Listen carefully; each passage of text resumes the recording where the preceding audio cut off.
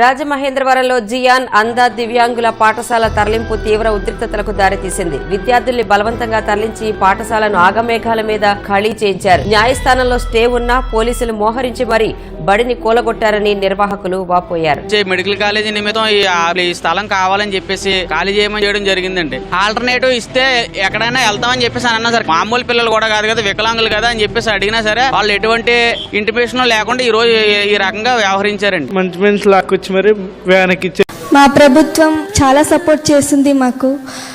Blind cricket especially చాలా support చేస్తున్నారు. గెలిచినందుకు చాలా ఆనందంగా ఉంది. సీఎం సార్ కూడా నన్ను సపోర్ట్ చేయడానికి వచ్చారు. మాకు మంచి ప్రభుత్వం దొరికింది. మాకు ఇదే ప్రభుత్వం ఉండాలి అని నేను కోరుకుంటాను.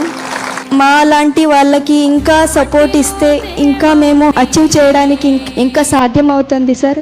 అలాగే మాకు ఉండడానికి ఇల్లు కూడా లేదు సార్. మేము ఉండడానికి చిన్న గుడిసెలో ఉన్నాము. అలాగే మాకు ఉండడానికి ఇల్లు కావాలని కోరుకుంటున్నాం సార్.